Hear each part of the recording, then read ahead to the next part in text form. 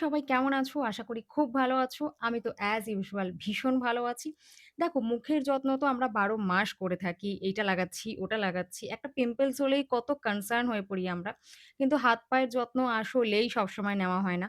আর আমার যেটা ব্যক্তিগতভাবে প্রবলেম, আগে আমি তাও প্রত্যেক সপ্তাহে চেষ্টা করতাম হাতে পায়ের যত্ন নিতে। এখন প্রায় ১-১.৫ মাস হয়ে গেছে আমি পায়ের যত্ন নিতেই সময় পাচ্ছি না।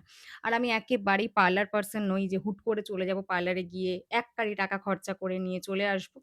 এরকম একদম পছন্দ করি না। আমি সমস্তটা ঘরেই করি। সময়ের অভাবে করা হচ্ছিল না। তবে আজকে ঠিক করছি আমি আমার পা গুলোর একটু যত্ন নেব। মানে অভদ্র অসভ্য পা থেকে একটু সভ্য ভদ্র পায়ে নিজের পা গুলোকে পরিণত করব। সো চলো ছোট্ট ইজি সিম্পল কিছু স্টেপ ফলো করে পা গুলোকে ভদ্র বানাবো। সো চলো শুরু করা যাক এবং তোমরাও দেখতে থাকো। ভিডিওটা ভীষণ ইন্টারেস্টিং হতে চলেছে। না কেটে দেখতে থাকো শেষ অবধি। সো তোমরা এখানে আমার পায়ের অবস্থা দেখতেই পারছো। মানে কোথাও নেল পলিশ আছে, কোথাও নেই। পাগুলোতে কোথাও কালো স্পট পড়ে গেছে, পাগুলো ফেটে গেছে। কেননা আগেই বললাম অনেকদিন আমি আমার পায়ের যত্ন নেওয়ার সময়ই পাচ্ছিলাম না। সো ফার্স্ট অফ অল আমি আমার নেল পলিশটাকে রিমুভ করে নেব। নইলে কিন্তু নখটা ভালো করে ক্লিন করতে পারব না।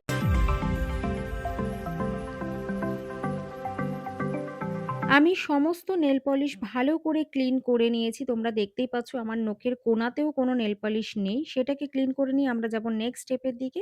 নেক্সট স্টেপ হচ্ছে গরম জলে আমি পাটাকে কিছুক্ষণ ডুবিয়ে রাখবো। আর গরম জলের মধ্যে কিছু জিনিস মিক্স করেছিলাম। সেটা হচ্ছে পাতিলেবুর রস, একটু শ্যাম্পু বা বডি ওয়াশ, আমি এখানে বডি ওয়াশই নিয়েছিলাম। আর একটু বেকিং সোডা আর সামান্য ১ চিমটে একটু নুন। সমস্ত কিছুকে ভালোভাবে মিক্স করে পাটা বেশ কিছুটা সময় ডুবিয়ে রেখেছি যাতে পায়ের থেকে সমস্ত ময়লা আলগা হয়ে বেরিয়ে আসে বা আমার নেক্সট টাইম ক্লিন করতে সুবিধা হয়। আর পাগুলোকে মাঝে মাঝে একটুখানি আমি রগড়ে নিচ্ছিলাম। এরপরে একটা পুরোনো ব্রাশ দিয়ে ভালো করে সমস্ত নখকে ক্লিন করব। তোমাদের কাছে নেইল ব্রাশ থাকলে সেটাও ইউজ করতে পারো। আমার কাছে যেহেতু নেইল ব্রাশ নেই তাই আমি একটা পুরোনো ব্রাশ দিয়েই সর্বদা নখ পরিষ্কার করে থাকি। নখের ভেতরে যে সমস্ত ময়লা জমে আছে সেগুলোকে একটু করে ধরে সমস্ত নেইল ভালো করে ক্লিন করবে। আর যতটুকু ব্রাশ দিয়ে সম্ভব হবে না সেটা কিউটিকল রিমুভার দিয়েও তোমরা ক্লিন করে নিতে পারো। ব্রাশ দিয়ে নখগুলো ভালো করে ক্লিন করে নেওয়ার পর আমি যেই লেবুটা জলে ইউজ করেছিলাম সেটা দিয়েই ভালো করে পাগুলোকে রাব করে নেব।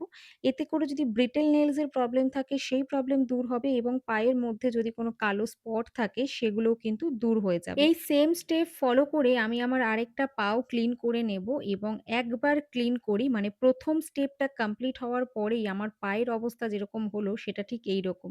মানে একটা ভিজিবল চেঞ্জেস চোখে পড়ছে আশা করি তোমরাও দেখতে পারছো। তারপরে আমি আমার বড় যে নখগুলো হয়েছিল সেগুলোকে কেটে দেব। সব নখ কাটার প্রয়োজন নেই। কিছু নখ বড় হয়েছে, কিছু নখ ছোটই থেকে গেছিল। তো সেগুলোকেই আমি একটু কেটে সমান করে নেব ২ পায়েরই। এবং নখ কাটা হয়ে যাওয়ার পরে আমি কিন্তু সেগুলোকে ভালো করে ফাইলার দিয়ে একটু শেপ দিয়ে নেব। তোমরা যদি ফাইলার না থাকে তাহলে কিন্তু নেইল কাটারের মধ্যে যে ফাইলারটা থাকে সেটা ইউজ করতে পারো। বাট আমার মনে হয় না ওইটা খুব একটা কাজে দেয়। তাই একটা ফাইলার থাকলেই সেটা দিয়ে কাজটা ভালো হবে। নখের সাইজ তোমরা যেরকম রাখতে চাও সেইটাই সাইজটা মেইনটেইন করো। আমি যেহেতু খুব বড় নখ রাখা পছন্দ করি না হাত এবং পা ২ জায়গাতেই, তাই আমি আমার পছন্দ মতো ছোট নখই একটু শেপ দিয়ে নিচ্ছি। সেকেন্ড স্টেপ কিন্তু আরো ইজি। অ্যালোভেরা জেল দিয়ে ভালো করে পাটাকে রাব করে নিতে হবে। আমি অ্যালোভেরা জেল ইউজ করছি যেহেতু আমার বাড়িতেই অ্যালোভেরা গাছ আছে। এক টুকরো অ্যালোভেরা পাতা কেটে নিয়ে সেই জেলটা বের করে ১ম এ ভালো করে পায়ে ঘষে নিয়েছি। তারপরে পায়ের তলা পরিষ্কার করার এই টুলের মধ্যে একটু অ্যালোভেরা জেল নিয়ে ভালো করে পাটাকে ক্লিন করে নিচ্ছি। এইটা আমার পা যদি ফেটে যায় তাহলে খুবই হেল্প করবে। এইভাবে রাব করলে সমস্ত ডেড সেল রিমুভ হয়ে যায়। পায়ের তলা যে নোংরা থাকে সেটাকেও কিন্তু ইজিলি রিমুভ করে দেয় এই টুলটা। যারা ইউজ করে তারা অবশ্যই বলতে পারবে। একই রকমভাবে আমি আরেকটা পায়েও ভালো করে ক্লিন করে নিচ্ছিলাম। কেননা খালি পায়ে আমরা হাঁটাচলা করলে আমাদের পায়ে কিন্তু বিভিন্ন রকমভাবে নোংরা বসে যায় যেগুলো কিনা ব্রাশের দ্বারা বা গরম জলের দ্বারা এনাফলি পরিষ্কার করা যায় না। সেইটাকে ভালো করে ধুয়ে নিয়ে এসে আমি এবার ভীষণ গুরুত্বপূর্ণ একটা স্টেপ ফলো করতে চলেছি সেটা হচ্ছে অয়েল ম্যাসাজ। ম্যাসাজ আমাদের শরীরের জন্য যেকোনো শরীরের পার্টের জন্যই কতটা উপকারী সেটা আমরা সবাই জানি। ম্যাসাজ করলে ব্লাড সার্কুলেশন ভালো থাকে অবভিয়াসলি ভাবে স্কিনটাও ময়েশ্চার করবে যেহেতু অয়েল ম্যাসাজ নিচ্ছি। তাই এই স্টেপটা ভীষণ গুরুত্বপূর্ণ এটা কিন্তু মিস দিলে চলবে না। আর অনেকটা সময় ধরে আমি ম্যাসাজ নিয়েছি। হ্যাঁ, জানি কেউ করে দিলে ভালো লাগে বা পার্লারে গিয়ে করলেও হয়তো বসে থাকবো আরামে সেই ট্রিটমেন্ট গুলো নেওয়া যায়। বাট একটু যদি কম খরচে আমরা করতে চাই তাহলে তো নিজেদেরকে একটু খাটনি করতেই হবে, তাই না?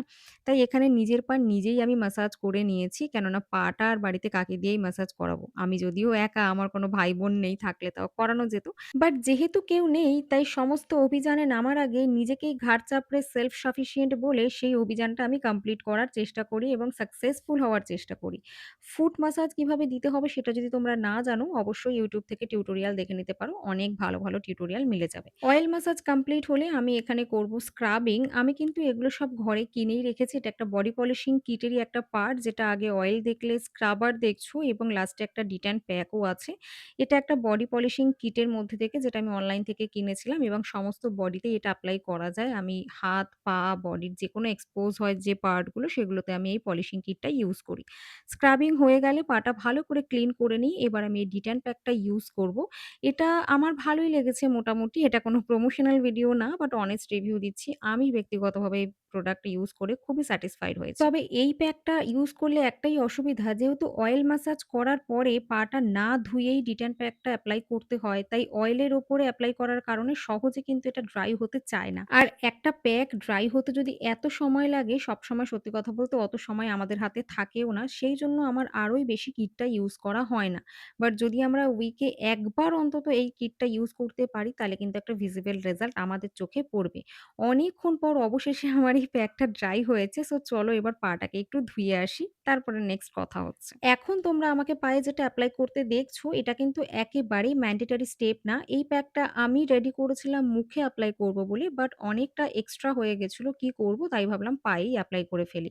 কেননা বেসন, অ্যালোভেরা আর বিটরুট দিয়ে আমি এটা রেডি করেছিলাম। প্রত্যেকটা জিনিসই স্কিনের জন্য খুবই ভালো। তাই ভাবলাম যখন এক্সট্রা হয়েই গেছে তাহলে ফেলে কেন দেব? আমি পায়েই ইউজ করে ফেলি। এবং তার জন্য ইউজ করতে গিয়ে আমার ঘরের অবস্থা খুবই মেসি হয়ে গেছে। প্লিজ এটাকে তোমরা এভয়েড করো। অনলি তোমরা ট্রিটমেন্টটার দিকেই নজর দাও, তাহলেই মনে হয় ভালো হবে। কি করব? কেননা বাথরুমে গিয়ে এগুলো এপ্লাই করা যায় না। জলের মধ্যে অসুবিধা হয়। আর ঘরে করতে গেলে ঘর নোংরা হয়। It's okay, no problem. সেগুলো সব পরে ক্লিন করে নেওয়াই যাবে। বাট আগে সেলফ কেয়ারটা ইম্পোর্টেন্স দেওয়াটাই আমার মনে হয় বুদ্ধিমানের কাজ।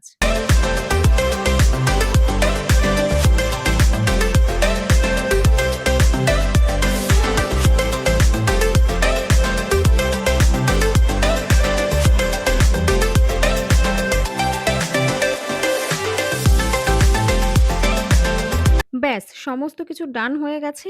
এবার একদম ফাইনাল স্টেপ আমরা ফলো করছি, সেটা হচ্ছে ময়েশ্চারাইজার। তোমরা তোমাদের পছন্দের ময়েশ্চারাইজার অবশ্যই এপ্লাই করে নিতে পারো। আমিও আমার পছন্দের ময়েশ্চারাইজারই এপ্লাই করছি। তাহলে পাটা একটু নরম থাকবে, মোলায়েম থাকবে। যদি পারো ময়েশ্চারাইজার এপ্লাই করার পরে একটা পাতলা সক্স তোমরা কিছু সময়ের জন্য পরে থাকতে পারো। সেটা আরো বেশি উপকার দেবে। বাট যেহেতু এখন গরমকাল, সেইজন্য আমি সক্সটাকে এভয়েডই করেছি। সমস্ত পায়ে ভালো করে ময়েশ্চারাইজারটা এপ্লাই করার পরে এবার আমি ফাইনালি এপ্লাই করছি নেল পলিশ। তোমরা চাইলে নেল পলিশ এপ্লাই করতেও পারো। আর যদি যারা পছন্দ করো না, সেটাকে স্কিপও করতে পারো। আমি ব্যক্তিগতভাবে পায়ে সবসময় নেল পলিশ এপ্লাই করি না। তার কারণ নেল পলিশ এপ্লাই করলেই রিমুভ করতে হবে। তারপরে আবার ক্লিন করতে হবে। মানে এগুলো একটা উটকো ঝামেলা। তো সেইজন্য আমি সবসময় চেষ্টা করি শর্টকাটে কি করে হাত পা গুলোকে ক্লিন রাখবো। তোমরা যারা নেল পলিশ পরতে পছন্দ করো অবশ্যই এই স্টেপটা ফলো করতে ভুলো না। কেননা নেল পলিশ পরলে আসলেই হাত পা গুলো দেখতে অনেক বেশি সুন্দর লাগে।